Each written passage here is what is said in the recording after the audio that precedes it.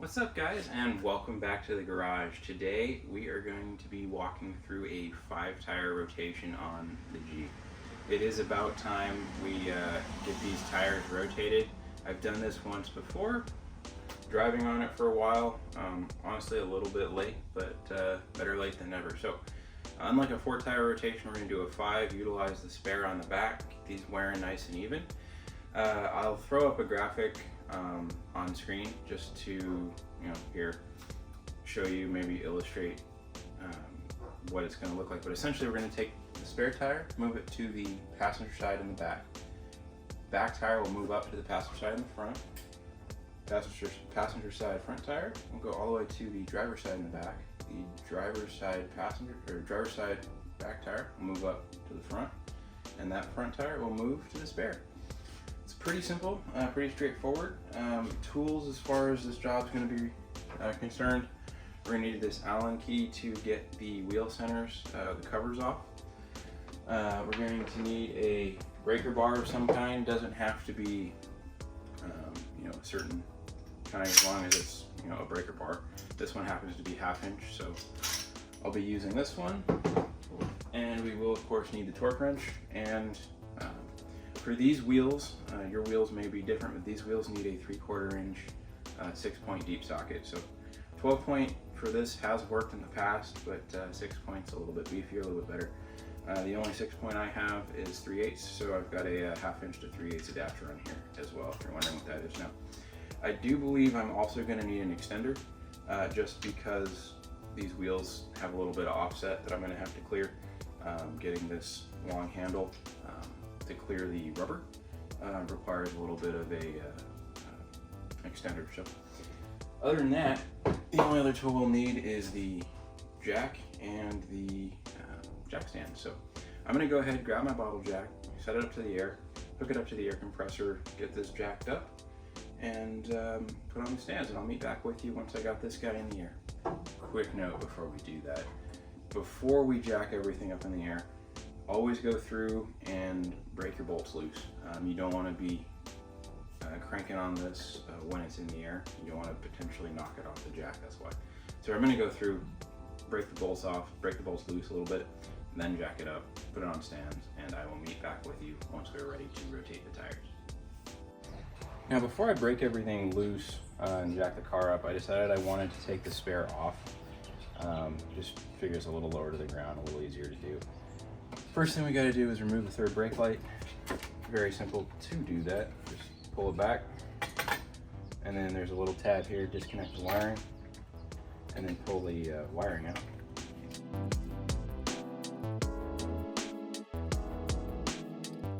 Okay. Once you got that disconnected, take this brake light, put it out of the way, take this wiring, shove it back through these spindles so the tire doesn't get to it, and we can work on popping this wheel off. Grab your breaker, get your 3/4 inch deep socket. You notice I've got the extension on here, and just go ahead and take these 3 bolts, get these 3 nuts, and just break them loose.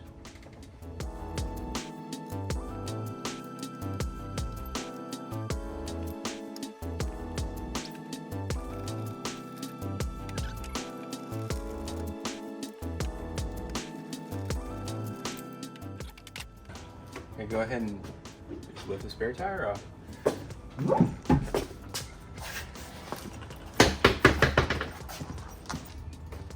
Okay, I've got the spare put down over there, sort of next to the wheel where it's going to be placed. This will allow us to, jack the car up and not have to lift it off when it's a little bit higher in the air. So now I'm going to go around, break all the other bolts loose, pull the wheel centers off, get this jacked up, and then put on the jack stands.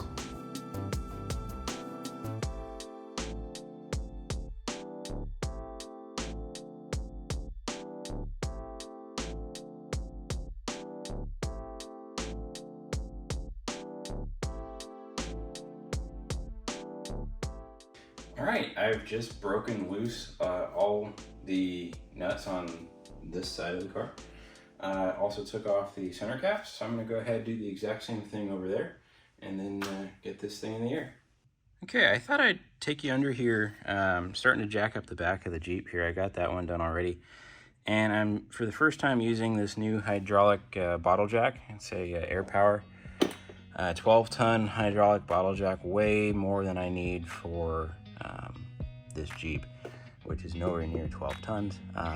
But I got this bottle jack from my uncle, and so far, it's not the first time I've used it, but it is the first time I've used it for jacking up a car.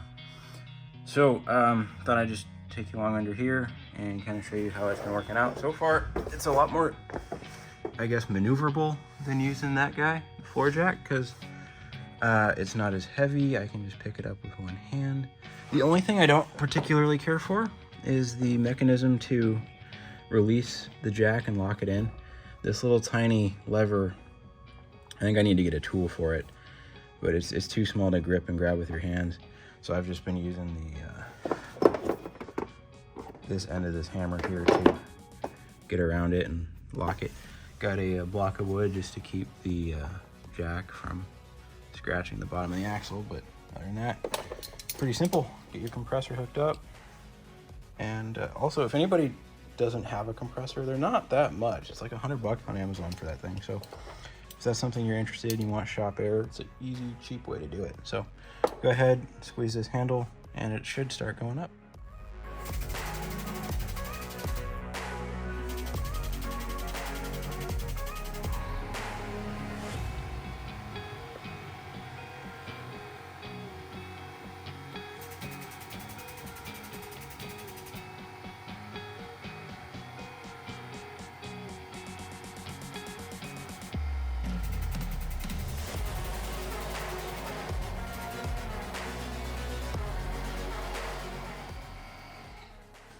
So the compressor does make quite a bit of noise, but it is very, very easy to use. I don't have to maneuver this huge thing. It should be quite a time saver in the future, especially when I start working on the GT4 project kit car, having to go up and down with it all the time. So like I said, to release this thing, I kind of need a tool. I've just been using this guy.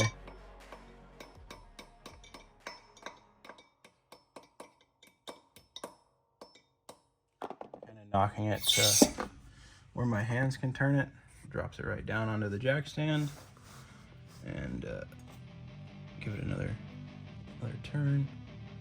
See the springs bring it all the way down.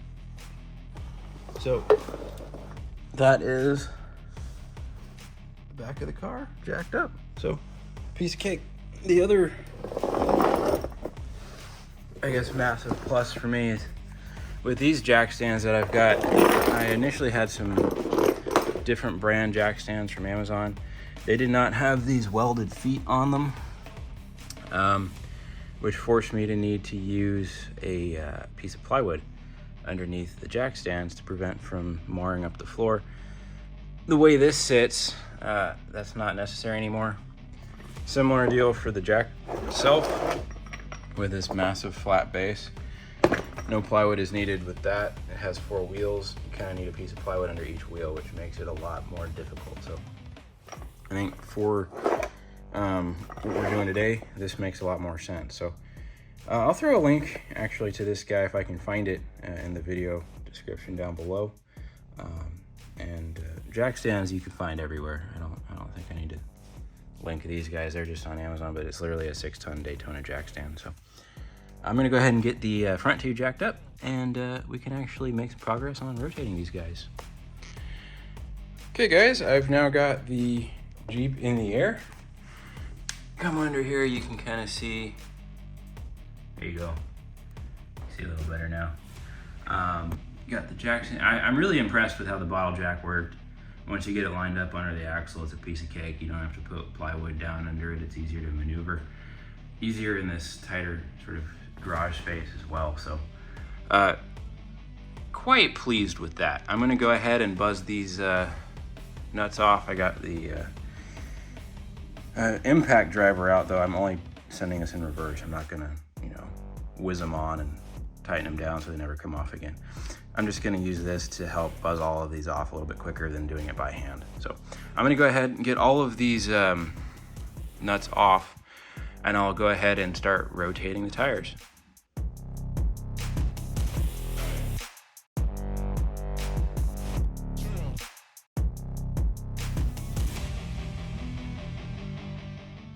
Okay, I've got all the tires rotated. Putting them back in place here, I'm gonna do sort of like a hand start, use the drill, get them most of the way down, and we'll come back with the torque wrench. One thing I wanted to point out with these nuts is that they've got this sort of tapered end to them here. So they don't really start to hold the wheel in place until you see where it seats. Here it cones, I guess it's kind of conical, until this really digs into the mounting surface. The wheel has a lot of play, so I'm not just gonna drive it straight with the drill. If I do that, there's a high chance of cross threading and a high chance I'll mar something. So go ahead and get all 5 of these kind of started by hand. As you can see, you kind of have to wobble the wheel just to make sure you're in the right spot. But come on, go around, get them all hand started.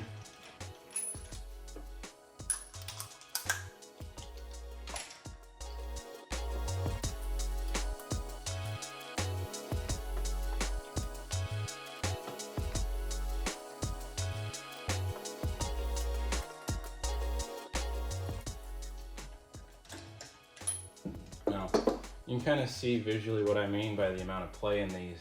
They've all been started, but the wheel, you know, it wobbles an incredible amount. So you won't really see it seat. You won't see these nuts seat onto the wheel until they're most of the way down. So with the drill now, go very slowly. You don't want to blast into this. We don't want to get it tight. We just want to speed the process up with the drill. That's all we're using this for. And again, we're going to tighten this down in a star pattern, just until you kind of feel it bite a little bit. Come down here. There we go. Come over here. Now that we've gotten 3 of these done, the other 2 will go a little bit quicker because the wheel's kind of seated up against the mounting surface, and it's not going to wobble as much. There we go.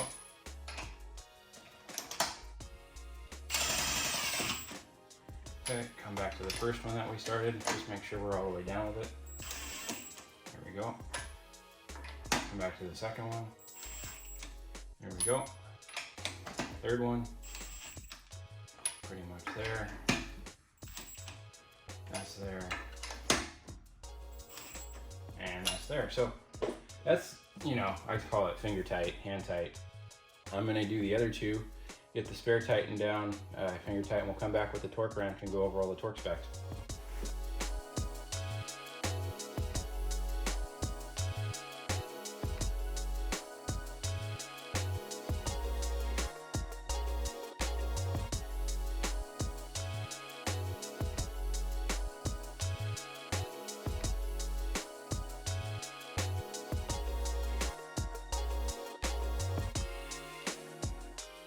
Okay guys, I've gotten the whole Jeep dropped back down on the ground. We're going to go ahead and start torquing everything. The reason you put it on the ground is just safety. When you're torquing in the air, you run the risk of, you know, yanking on the torque wrench and potentially dropping it off a jack stand. I wasn't concerned about that with these jack stands. They're very large or oversized for the Jeep. It was very planted in the air. However, you could not torque the front tires regardless because, you know, they're in the air, they just rotate. The brakes aren't on, there's no parking brake on the front wheels, the parking brake only is on the rear, so even then you'd only be able to torque the rears and you'd still be fighting against the parking brake. It's not ideal. So put it back on the ground and you'll just have a sort of more accurate experience. Here, torque wrench, again, 3/4 inch deep socket. This is where the extension really comes in handy. I'll just show you why. If we take the extension off, put this on and get the deep socket in here, the torque wrench is hitting the tire. So you really do benefit from that extension, especially if you have offset wheels. I think these are something like -44 on the offset. Now I've got my torque wrench set to 100 foot-pounds, and what we're going to do is go in a star pattern. So choose a bolt, doesn't matter which one. I'm gonna start here and just draw a star until we're all tight.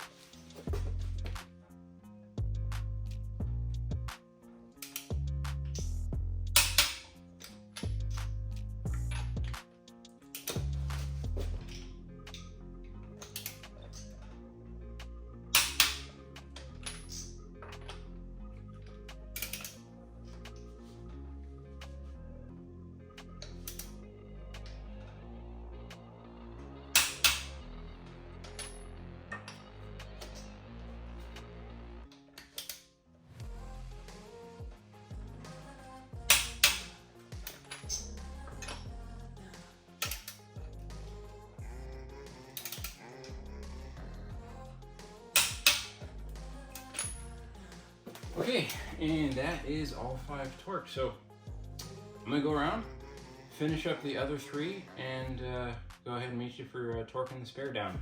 Okay, I've gotten the other 3 wheels done. The last thing to do now, before we finish up, torque these guys down to 60 foot-pounds on the spare. Otherwise, it is the exact same procedure for those wheels. So I'm gonna go ahead, get these 3 nuts torqued to 60, and then wrap up with you at the end.